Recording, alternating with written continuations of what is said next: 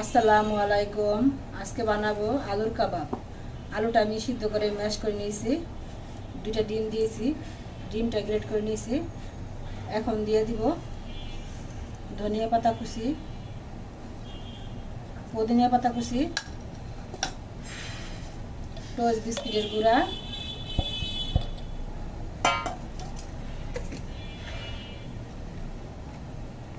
দিয়ে দিব জিরার গুঁড়া,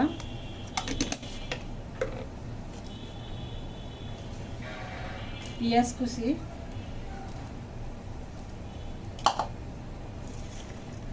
কাঁচামরিচ কুচি,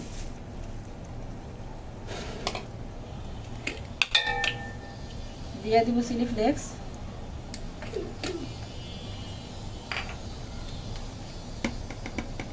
এখন দেব স্বাদ মতো লবণ।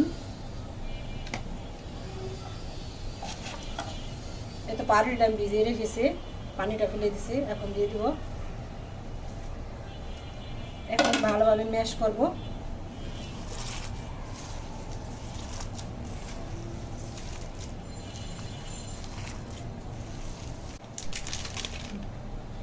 এখন দিয়ে দেব কাবাব মশলা। এটা এখন ভালোভাবে মিক্স করব।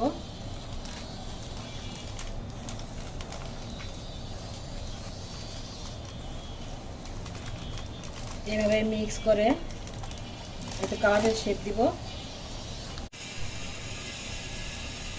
এটা এখন শেপ দিতেছি, এইভাবে একে একে সবগুলো বানিয়ে নিব।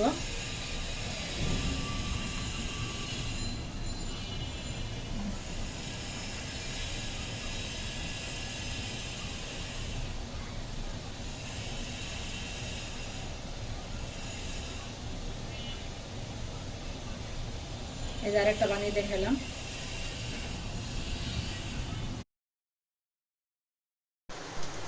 এই তো আমি আলুর টিকিয়াগুলো ভাজতেছি, এইভাবে আস্তে আস্তে ভাজবেন।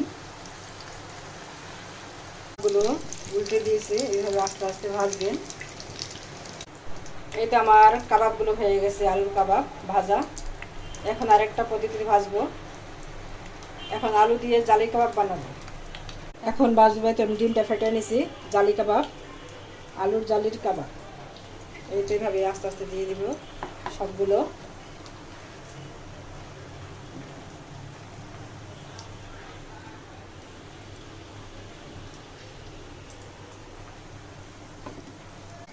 এই তো আমার আলু দিয়ে জালি কাবাব ভাজা হয়ে গেছে।